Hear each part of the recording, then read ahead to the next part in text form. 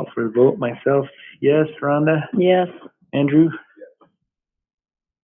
Okay, that brings us to approved minutes of the September 14th meeting. I move we approve the September 14th regular board meeting minutes as presented.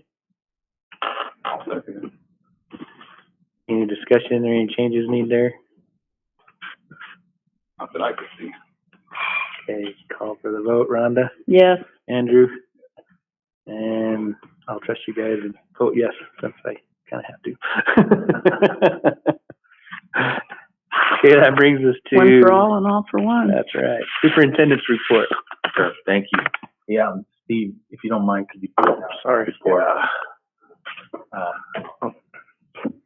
So there are a lot of things going on nationally in education in our state and also here just locally. But did want to talk about just a few of these things and give you the opportunity to ask any questions that you might have about the current things we have going on. The roof project is underway at the high school. Some of the worst areas have not been dismantled or taken down yet, but they're working on it. We have the elementary. I got an update on their roof. They expect materials at the end of March 2022, which is a ways away. 2022? Yeah. Okay. Yeah. It'll be good because of the sports that are going to be in there in February, March. And they want to do the structural repairs prior to that. So like there will be a time this winter where they'll probably have to shut the gym down to going to wrap it with that carbon fiber and all that, jack it up there. So didn't they put some kind of temporary cover over it? Did that work with the rain that we've had? Or no? It did, but not everywhere. There were a few places that, and it's just hard to tell until it rained. They got most of it. Most of the little drips and things that they have over there now are HVAC related, I think. With the back hallway, Daryl's, I know he's probably getting ready to interrupt me. The back hallway has got a major roof problem. It's like one of those barometric dampers they look like a box that are on those roofs. I think one was taken off, and instead of like shingling over it, they put a piece of sheet metal with a lip on it, and it just leaks like it has for 20 years, I think, for a long time. That didn't get the temporary fix, and that's a problem. So we got to think about what we want to do there. I went up and showed the contractors that spot. I guess they figured there's nothing they could do. I don't know. It's like, I think it's going in there from up higher or something.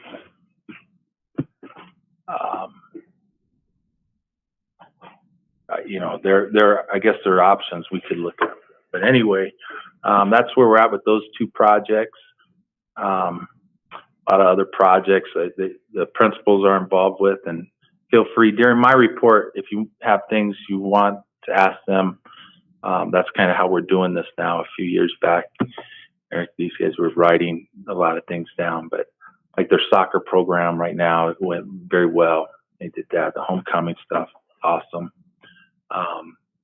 So interrupt me if you like to bring up those things.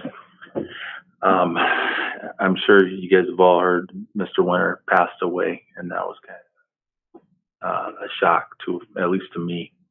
The bummer. He was thinking I think he did like daily walks and stuff in here quite often, and either say, give an article to me or stop by and visit with Steve or something.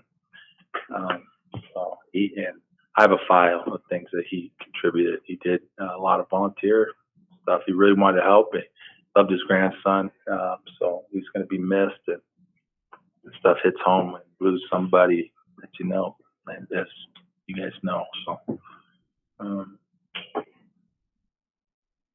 let's see. I want to thank Rhonda. She also brought up to my attention the issue with our parking lot lights out here. You'll notice on your way out today, they would replace the bulbs or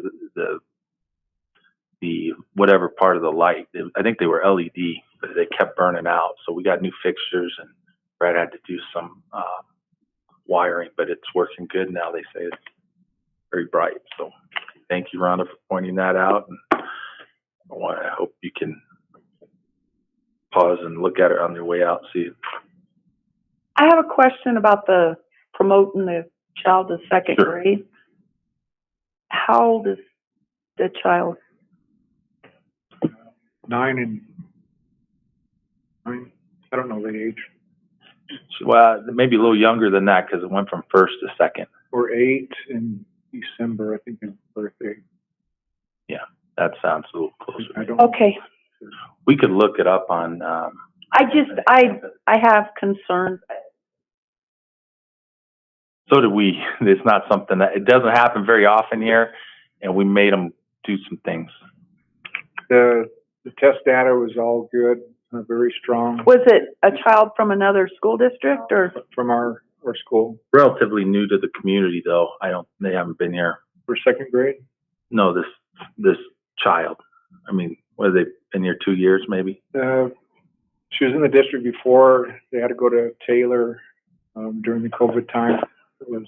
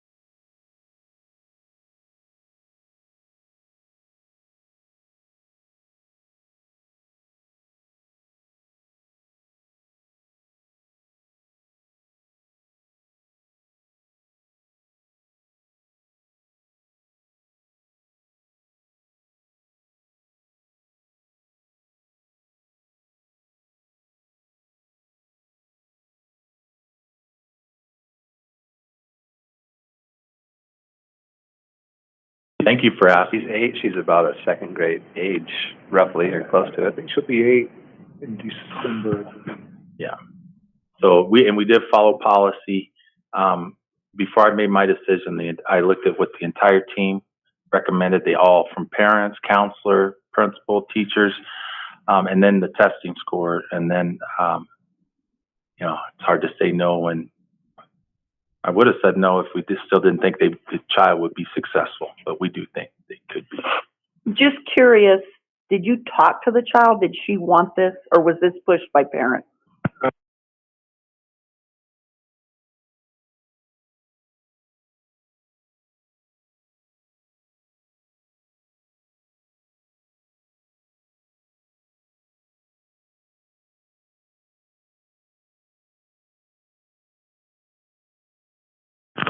Okay. We have a crosswalk modification over here at the elementary school. Mr. Mosier spearheaded that project or the request from some parents because the crosswalk didn't end up at the handicap ramp, like on the sidewalk, just a regular curb. So if you were in a scooter or a wheelchair and you're following the crosswalk, you can't get up. You got to go down the gutter. So that's where that came from. Called the county, met with these officials, and also Eric in the welding class have agreed to make an additional sign with wheels. That was the one thing they asked us to do. The county's going to come in and take care of the rest. They're going to paint over the existing one and then put an angled one out there from like the sidewalk by the church parking lot. Not where the puddle is, at the very corner. You guys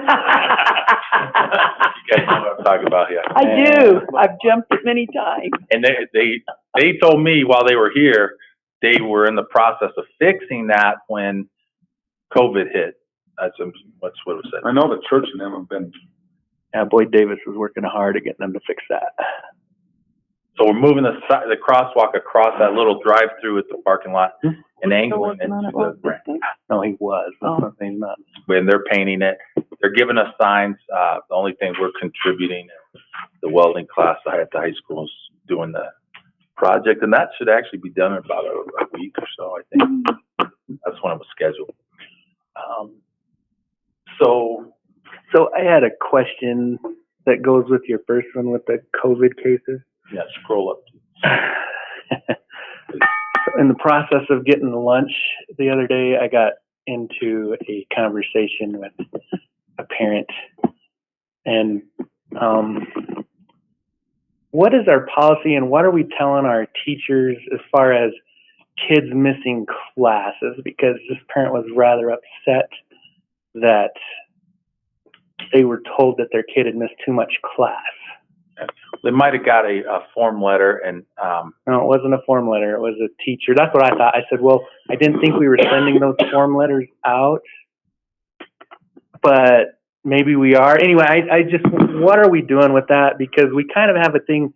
So in this type of instance, the kids were sent home to quarantine because they were with kids in a class that had, you know, whatever the whole process is. And then they had actually got sick, not with COVID, but with something else. And they were told by a parent that they were in, or by a teacher that their kid was in trouble because they were missing too much school. So, I mean, we can't really, especially when we're sending out there, hey, if your kids You're are sick at all, stay home. you're absolutely right. And we're all on the same page with this. I think you guys speak up if there's any confusion at all, but no, that's 100% right. Okay. So misunderstanding, I don't know if the teacher, whatever, you know, they're sick. We don't want them here, period. We're going to try and take care of the funding and anything else. But if by chance we find a parent that's kind of gaming the system, then Right. we'll have to deal with that. And I understand there's things that are going on both directions there, but if it's a, Won't count against them. They won't lose credit as long as we're doing some okay, not homebound. have we like talked to our teachers about that? Like, please don't tell parents to bring your kids to school if they're sick. Yes, I can't speak directly to that situation. I don't know all the details, but in general, like, our policy, they have to make up all their work once they get back. Right. For example, students that were out, it was the end of the quarter last Thursday, Friday. The students who had been on quarantine that were out, we just didn't count the grades towards the grade check that, you know, that they missed until they had their at least a week to make up all their work. So we've discussed that many times, giving them time to make up work, and we talked about the grade check specifically. So I don't know that specific instance. Yeah, it was actually in elementary kids, so. Form letter was sent out by accident. And I've communicated with several parents about it. Okay. Well, this one, I asked, and she said it wasn't a form letter. It was the teacher telling her that her kids were missing too much. I'll revisit with them. Okay.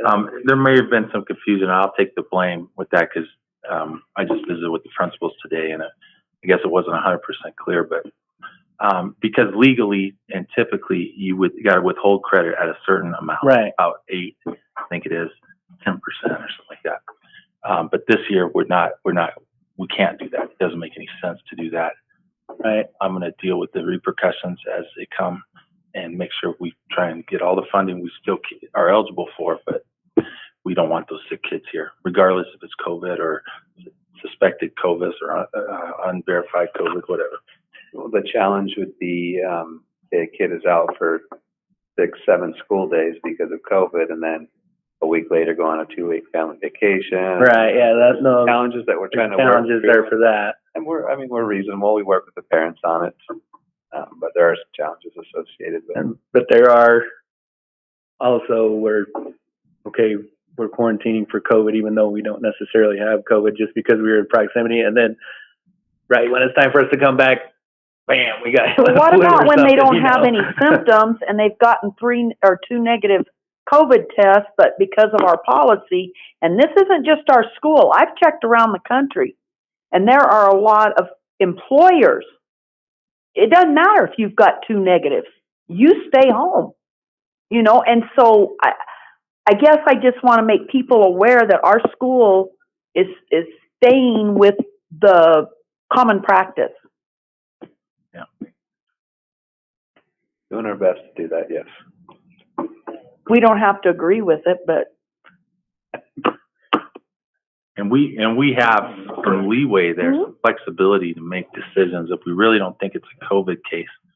But the testing is, they haven't been able to trust it since the beginning. And it's a hard thing to do too, because I understand that there can be the other side where we're going to play the game a little bit and go, well, I'm scared of COVID, so we're going to stay home and self-quarantine, and then they're out doing whatever.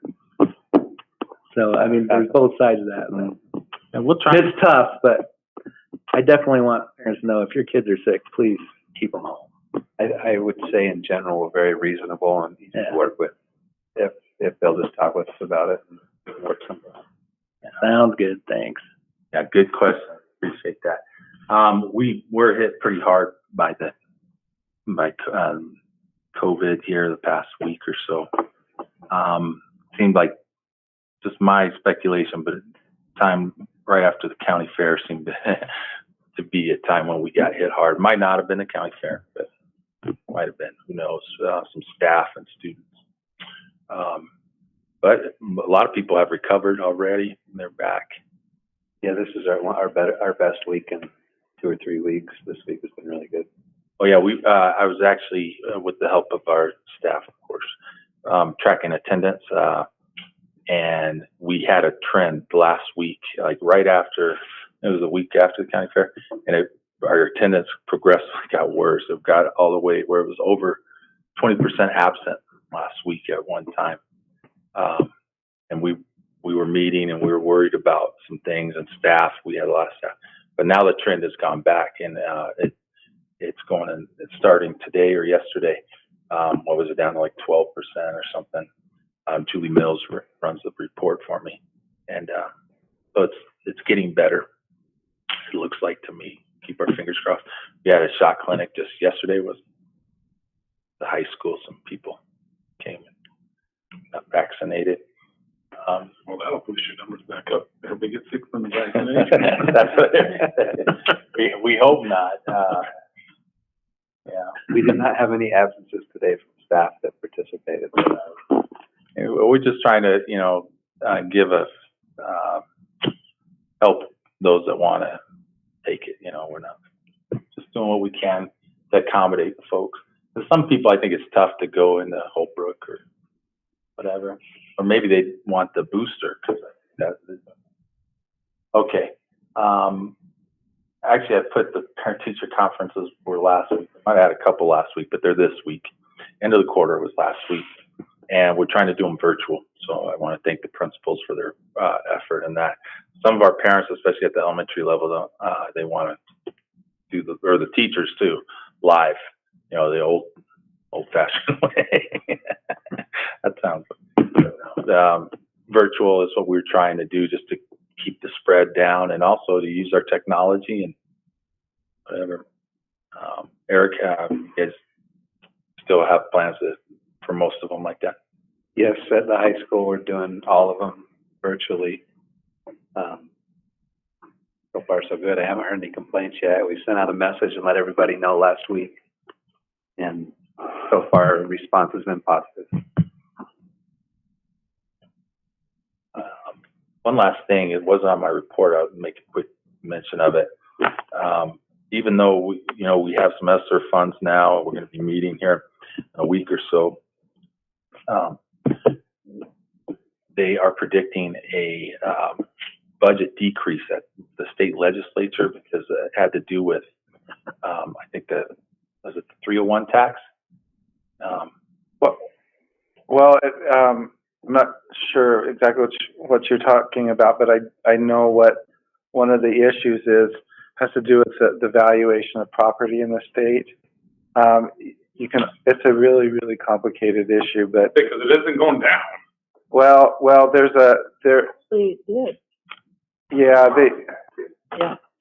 But Because- you're statewide across the state, and it's not, they don't do it by individual district or county or anything, but with across the state, tax, and this is the result of a proposition that was passed many years ago, long time ago, I think in the 80s, maybe 1980s.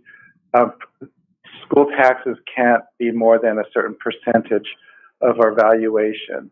And now we're bumping up against that. We have bumped up against it. And the only way, so that you can. Say we mean the state, right? The state, well, districts, the tax levied, for school districts according to the formula and statute. Okay, but, the only way to get around that is the state legislature has to vote each year, to, Exceed or to allow us to exceed that. And it can't be permanent because it was a proposition that was passed by the voters.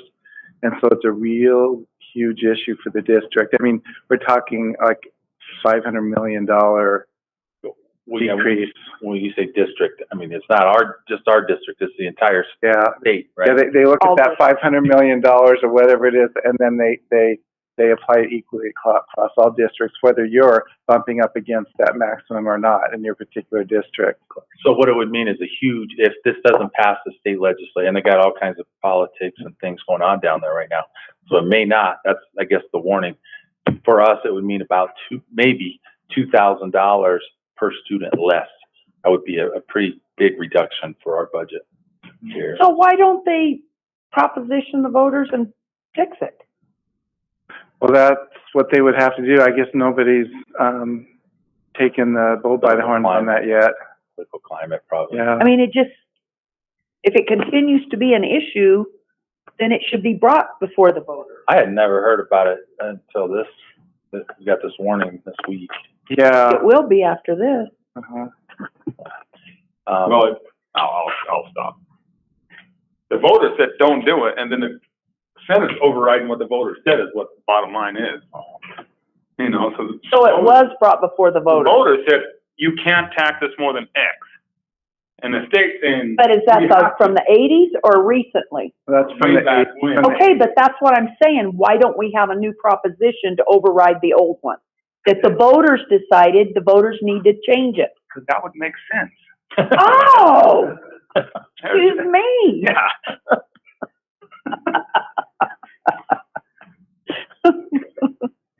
Hey, just a little bit of recognition I'll throw out to APS too. They wanted to partner with the Joe City Foundation, and the school will help with donating some turkeys and ham to senior citizens, and those would like to get one. So APS said they were going to contribute. So we're going to look for volunteers like that usually do the warehouse over there, or some student groups and things. And we have a meeting here that you've all been invited to, since the school's hosting at a community meeting. It's not open to the public, it's by invitation. And we're expecting about 30 of our community and just a few people from outside the community. Jason Whiting, Vice President of MPC, and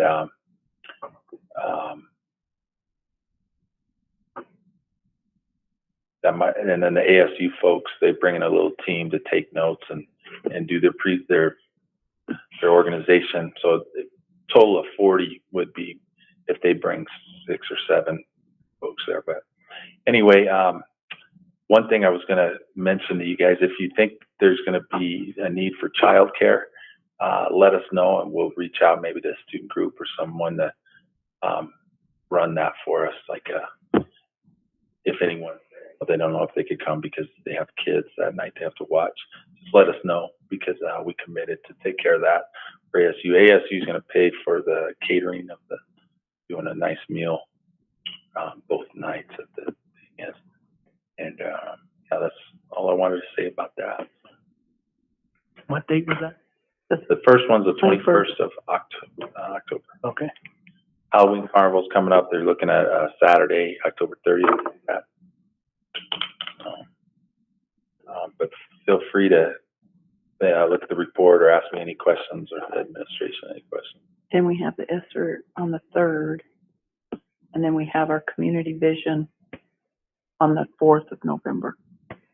Okay. The next one. Okay. Thanks, Brian. Do we have any questions? Dan's Julie's not here with us.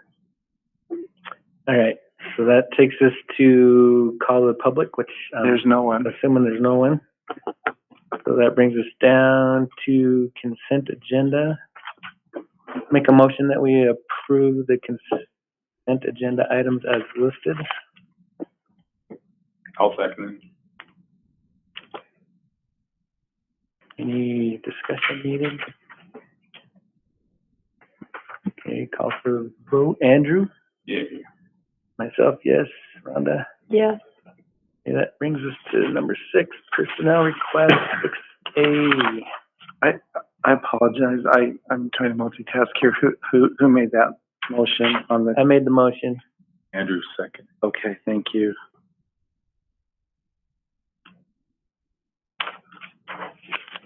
And that was for A and B. Okay. Now we're at 6. 6A. Yeah. Okay. We can do that all as one, can't we? Yes, if there's no conflicts. So I'll make a motion that we approve the employee assignments, employee renewals, volunteers, and employee resignation as listed. I'll second it.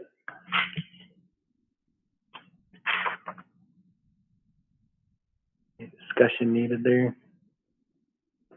Appreciate all these folks.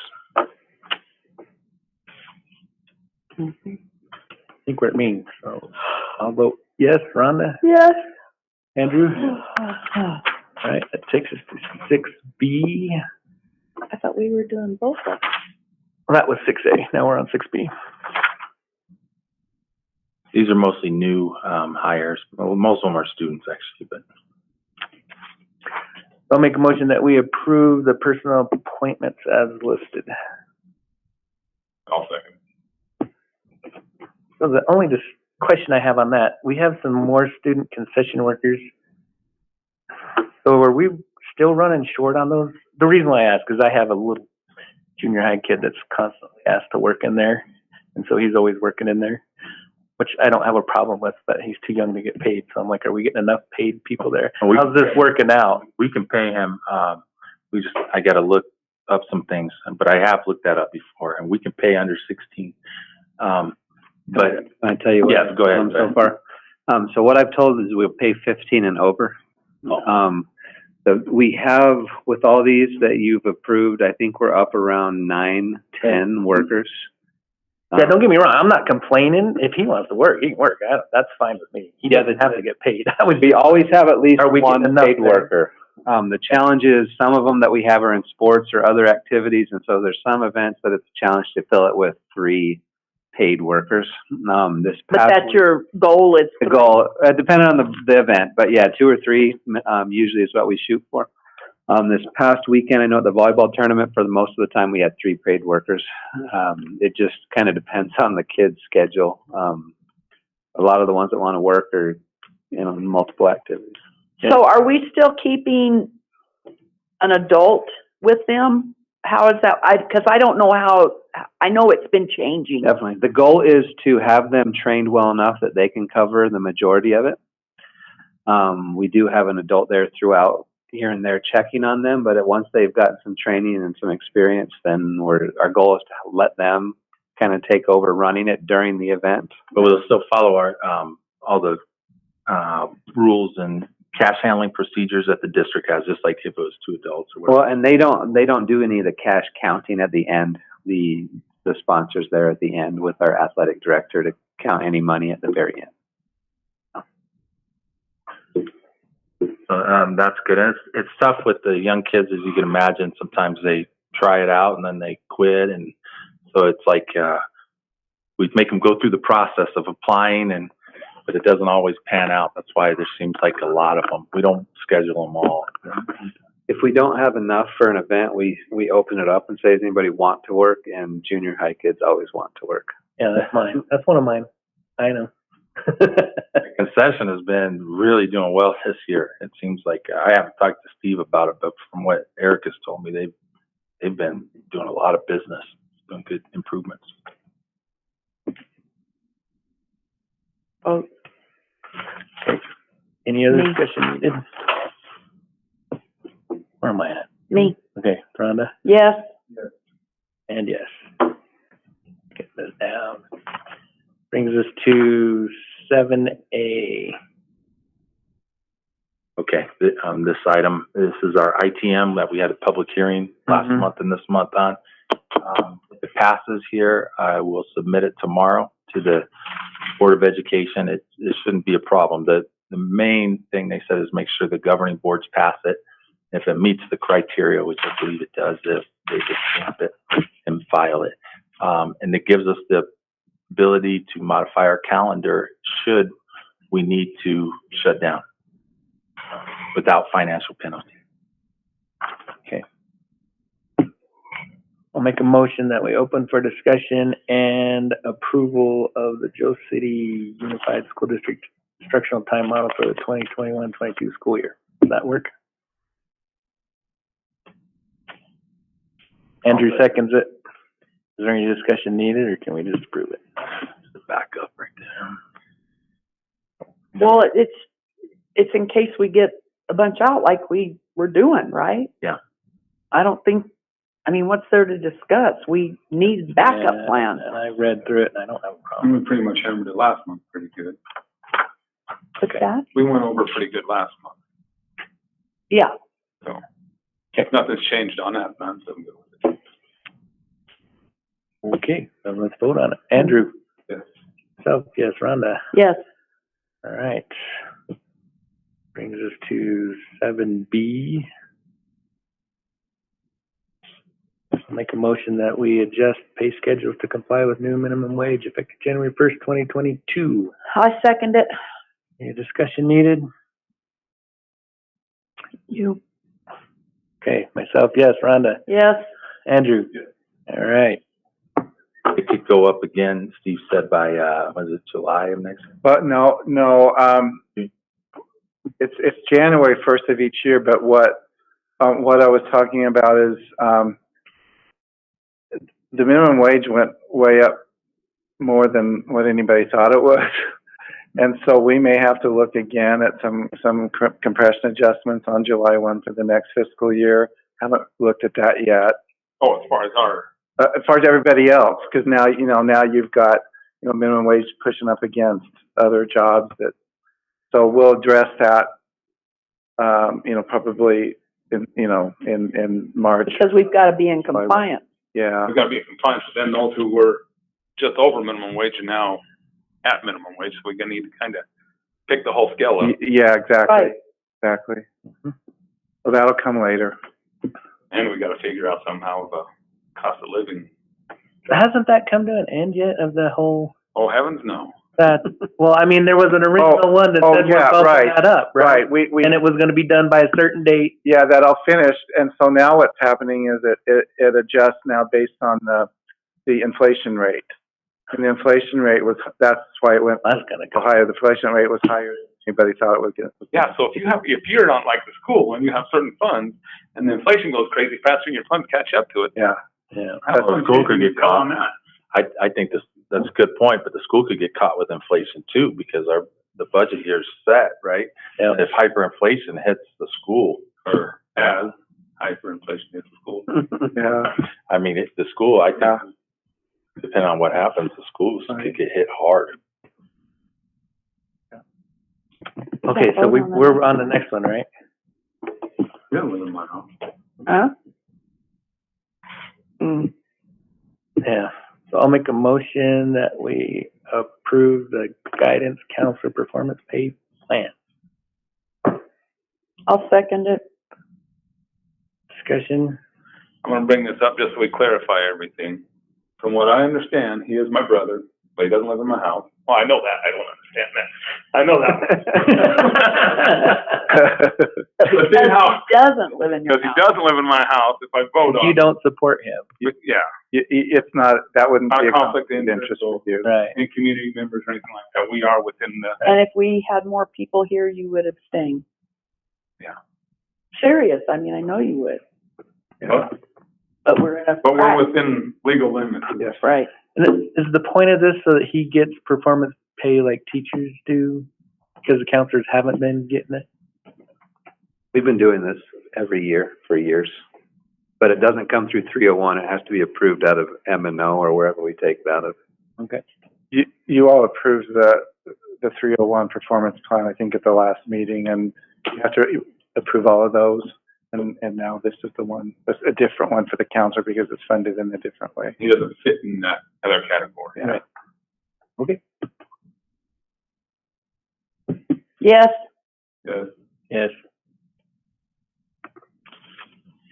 Okay, that brings us to 7D. I'll make a motion that we approve the Josephine School's annual financial report for 2020-21. Yes, or I seconded. I'm fine with that too. Well, Andrew starts us off. Let's go. So here it is. Wait, did you get a second? And everything? Yeah, I seconded it. Rhonda seconded it. Steve. Yeah, got it. We're running a little bit late with this. I don't know if it's any later than it Well, but yeah, we, a little bit. But it's done now. So, and overall, it went pretty good. And I'll try and address any questions you guys have to start off, or I could just start taking you through. oh, the AFR is the one you want to be looking at. Yeah.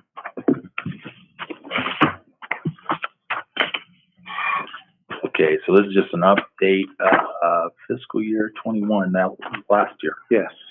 So, and been meeting with Steve on this all day, so I'm probably basic questions you have, or I could refer to him. But like last year when we talked about this, you guys pointed out like some of the differences from prior year to previous year. So we wanted to get those answers in advance. So I appreciate his work on that. So if you look at the prior year to FY21, that was the year where we had the spring off. We had some things going on with COVID, so that impacted some of this. But What page are you? I'm looking at page 2 of 9, Okay. and that kind of gets to some of the differences from Okay. prior year. If you look over at the far right, you can see like a prior year column and the percent of increase, and then the actual for the current year that this was talking about, which was last year. The first one was a drop of 13%. So we went from one year where we spent more to less, but that can be accounted for with like the COVID closure, what Steve had researched for me.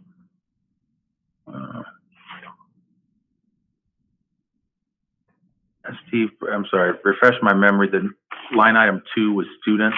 That was an increase of 30. Oh, that was some ESSER funds, wasn't it? Well, I'm sorry. Okay, line 1 was okay. That difference was because is that the one? Yeah, that's the one I just said, like the closure, right?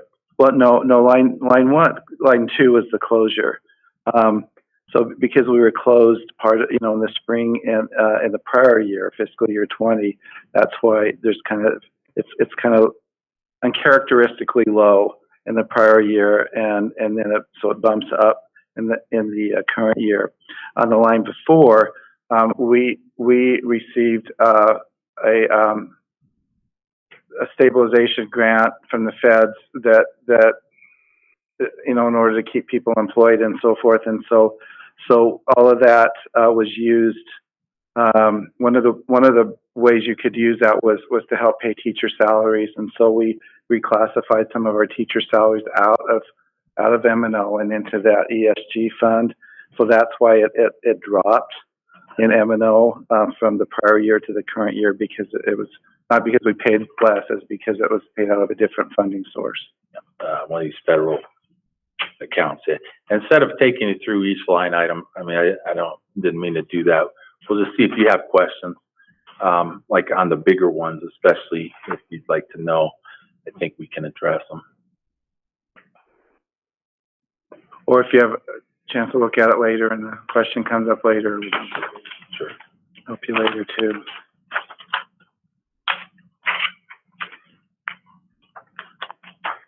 There's where's the carryover sheet? Oh,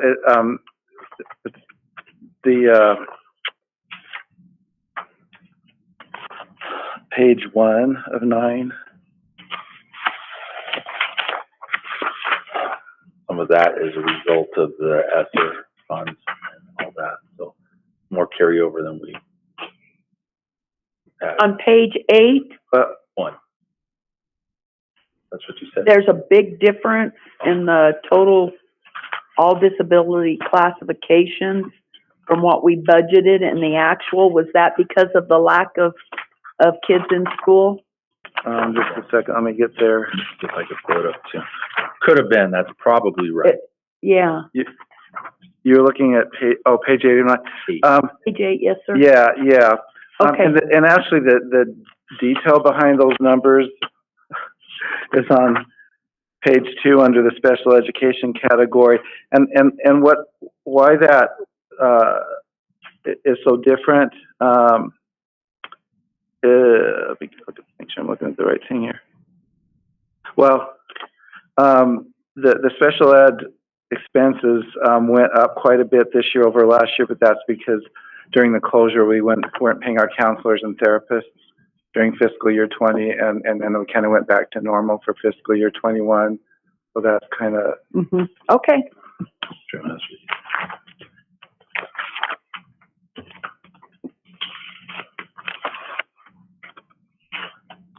You guys have actually reviewed a draft of this earlier. well, they reviewed the budget, not the actual AFR. This is one of the results of fiscal year 21, the actuals. Now, it says approve. What does it mean by approve? If we approve this budget, exactly what does that mean we're approving? Well, it's a report they're approving. Yeah. It doesn't mean you necessarily agree that we should have spent it this way versus that way. It's just that you have to. We're accepting it. It's more of acknowledging it. Yes. Yeah. As it's presented to you. Yeah. That is. I mean, because For the just. You might not agree with how we spend the funds, all of it, or something. I don't agree with anything. Not really tough.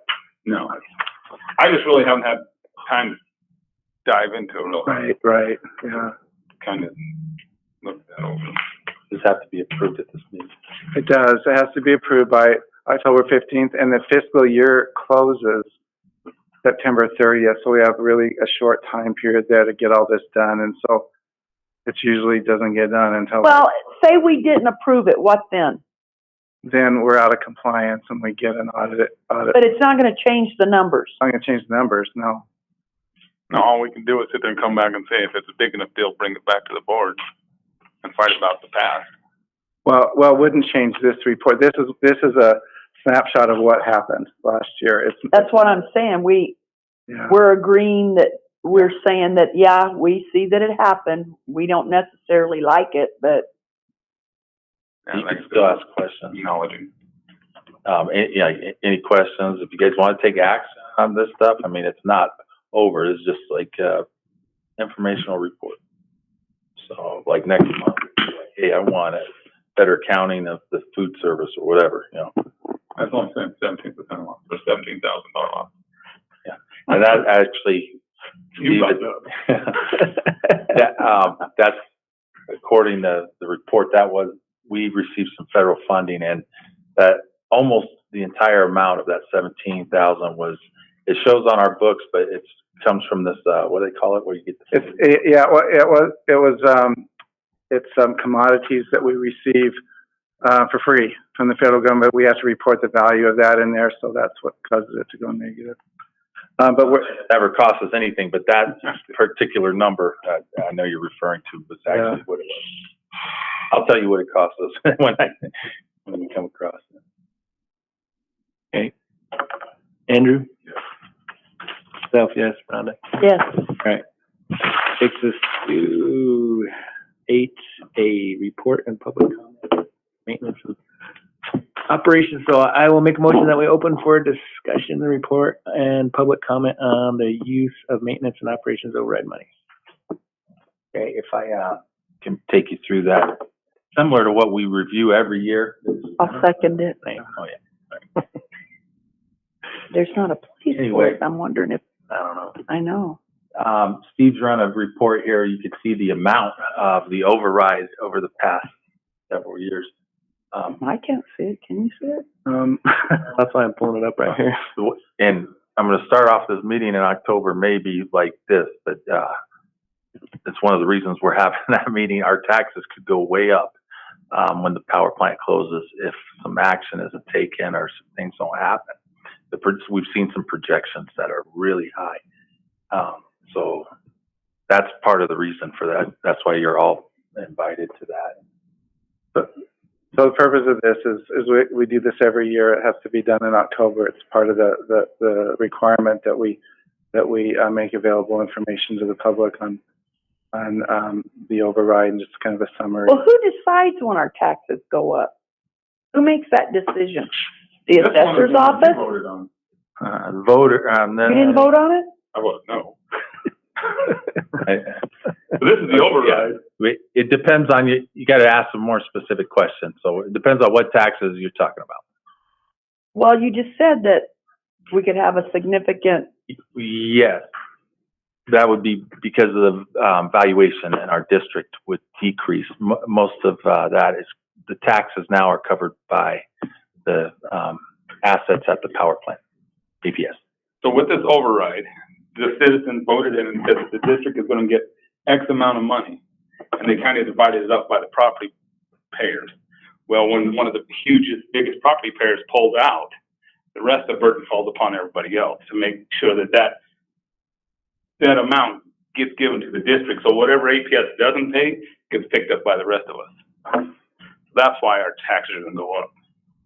On this chart, just so you can see, the number went down there in 1920. That's because it started to phase out, and then the new override was approved, and it's a lot more than that. So, you know, as we look at this chart going in the forward, those numbers go up because we went from a 10% override to a 15 here for at least a few years. Now, the governing board does not have to levy. This is maybe to answer your question directly on this. You don't have to levy the entire 15%. The governing board votes on that or they can't, they don't, go ahead. Well, you don't vote on it every year, but if the governing board elects to not assess that full amount, that's an option of the board. Yes, so we do have that. That's very uncommon. It's something, it's a caveat that we have in our back pocket, but I've never heard of it happening. It phases out 5 years from now, I think, about, or starts to phase out a little sooner than that by thirds. But anyway, we have to look at that closely, and we'll have some more conversations about that. So it's basically, we're getting 643,000. Yeah, now. Because of the override. Right now, yeah. and the reason you're saying we've got to look at it closely is because the way it's going to affect the community, Yeah. that we may have to cut back our spending. Is that what you're getting at? So I think, well, I don't just think, we have projections from the ATRA group. Taxes could double for some folks. Now, that's just the taxes on this item. What do you mean for some folks? If you've got property taxes, it should be the same across the board. The override is one of those taxes that it would increase because we didn't have the major payer, the one group that pays the most into it. Doesn't this override start phasing out? Yeah. And this is fiscal year 21 was year one of the override. Now we're in year 2. We've got 3 more years. Phases out and in 5, year yeah. in year 6, then it phases down a third. Year 7, another third. About the time, it phases another third, and then it's gone. which is when you have to go back And ask for another and one. ask for another one. But each Right, time so they shut before down- it phases out, each time they shut down another unit or devalue their property, nothing else is getting shut down. I know, but nobody listens to common sense. I mean, look at what's going on in Colorado. Yeah.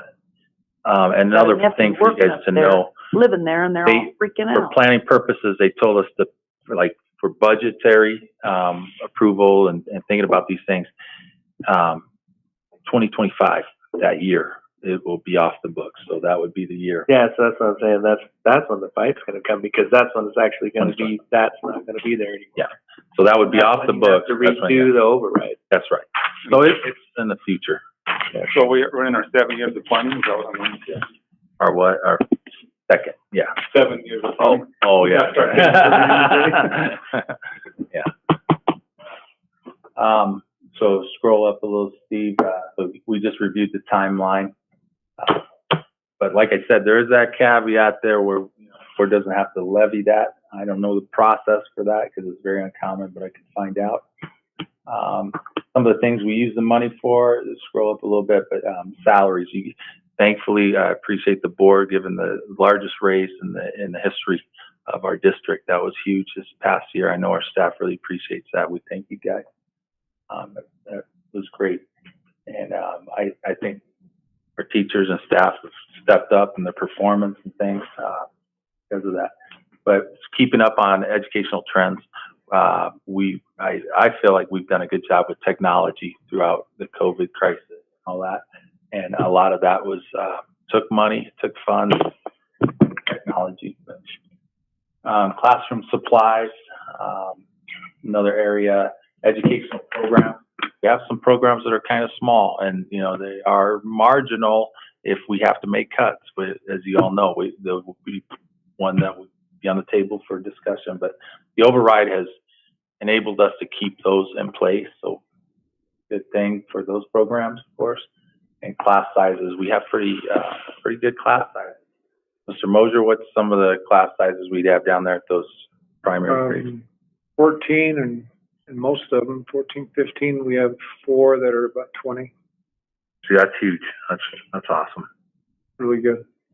Huge is in a good way. And then we call for questions from the public, Steve, on this.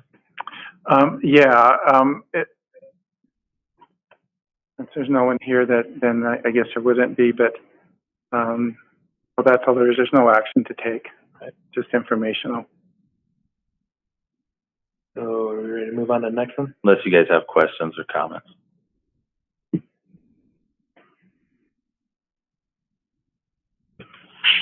Before we get under the gun, because it's going to start phasing out, it would be nice to see kind of a projection, kind of start getting in our heads as board members, probably more so than anything else.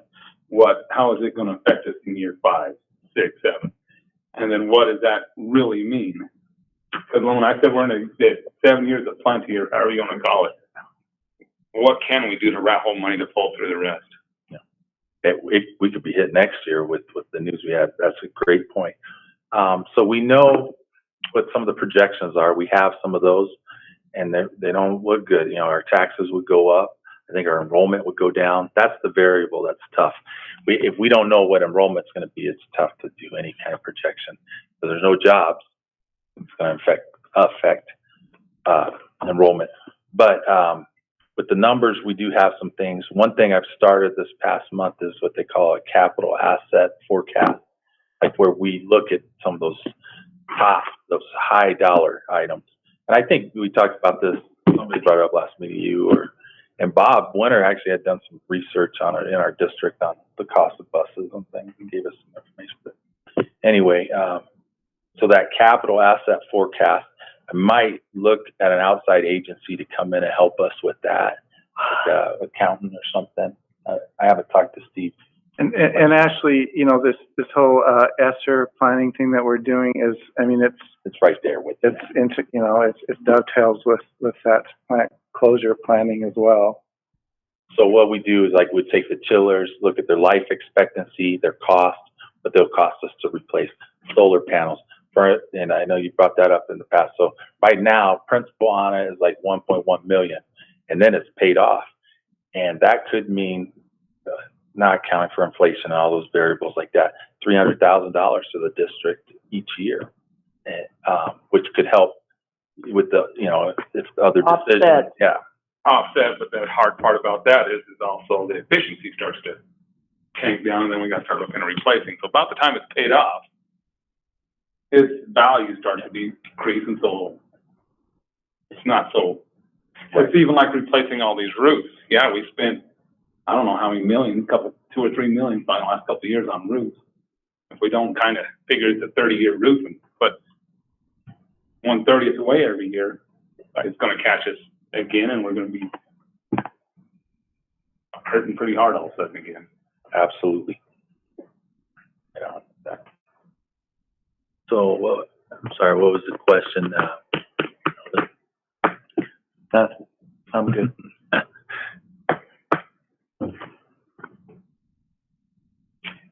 All right, we ready to move on to policy advisories then? Sure.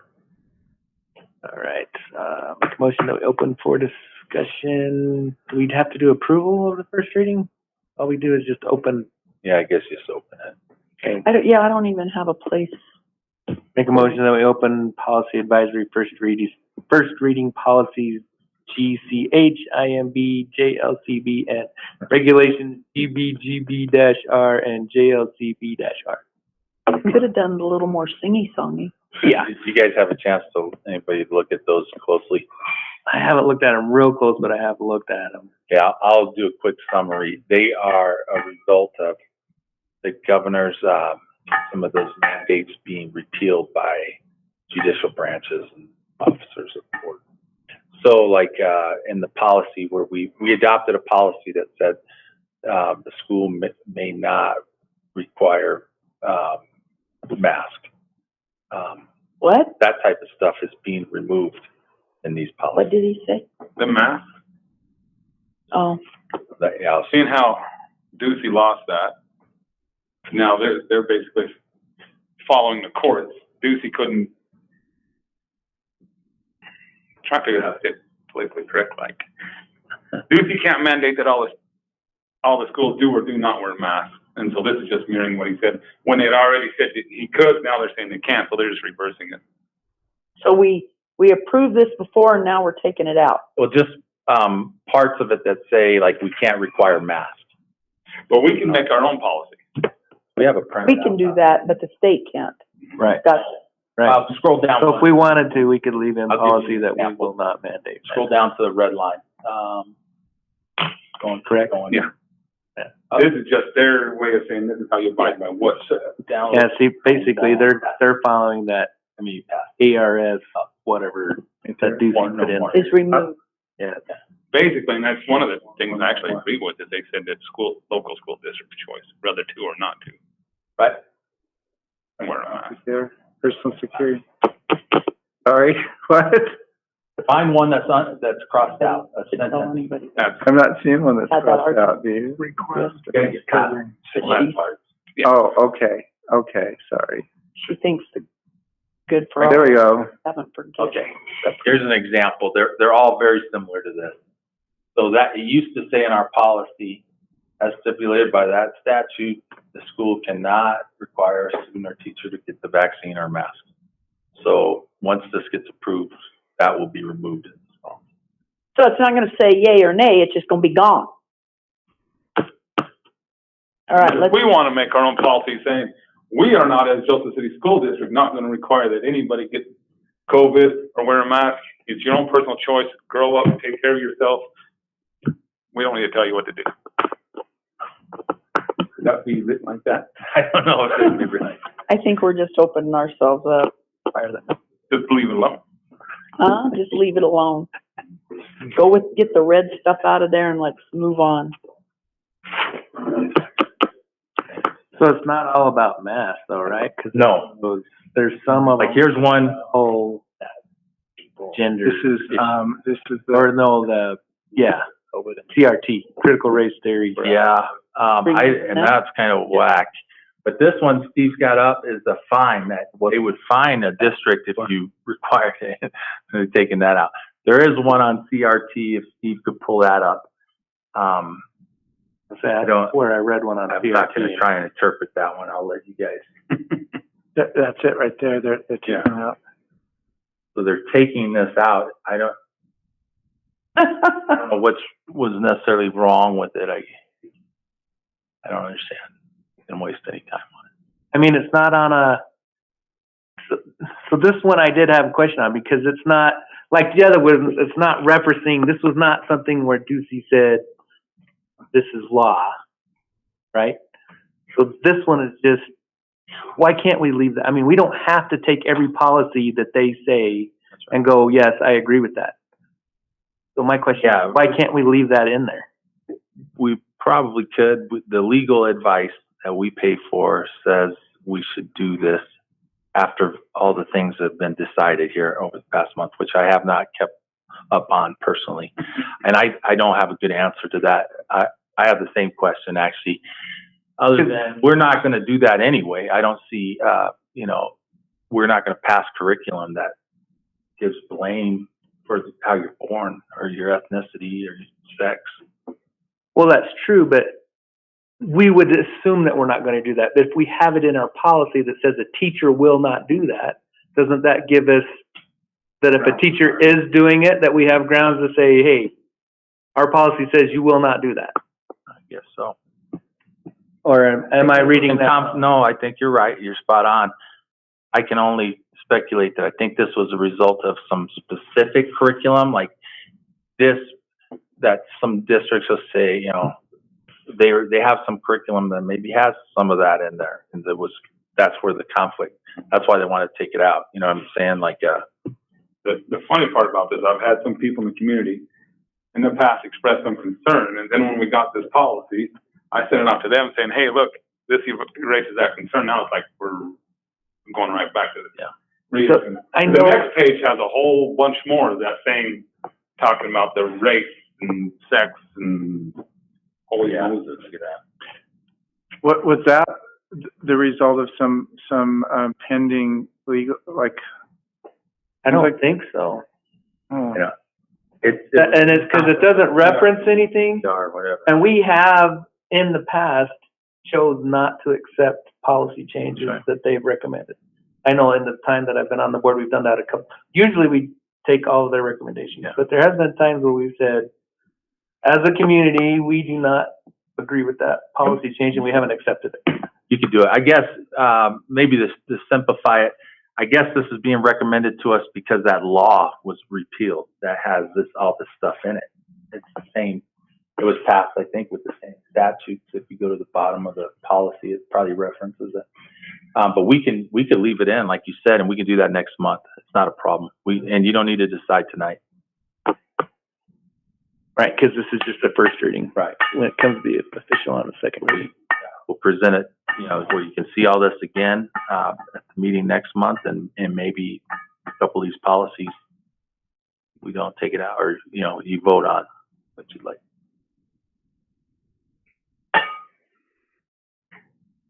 I don't know the intent of some of these meetings.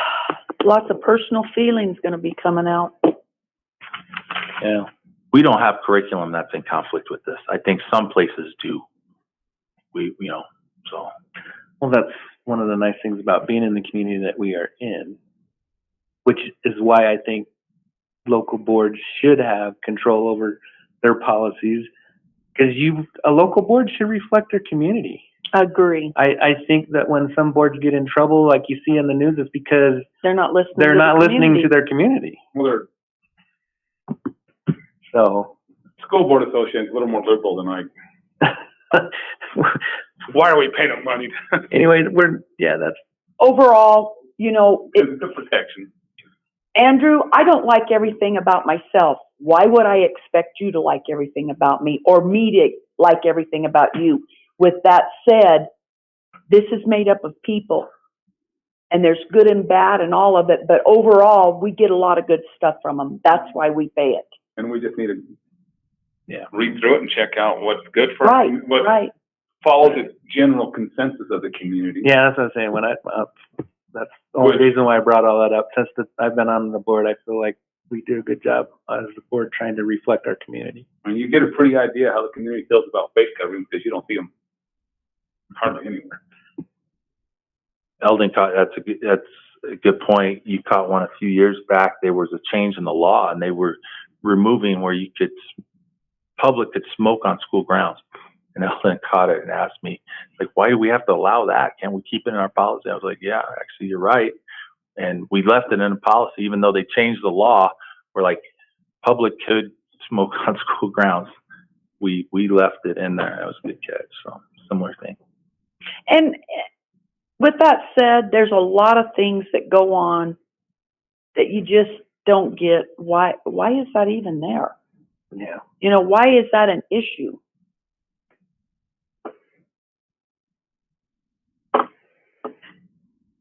Question. Why do they have to put warning labels on blow dryers not to use it while you're in the bathtub? You know? Because somebody did at one point and tried to sue over it. Okay, but my point is, I'm not that stupid. You're not that stupid. Right. The majority of people are not that stupid. Once again, the minority is conducting our shifting.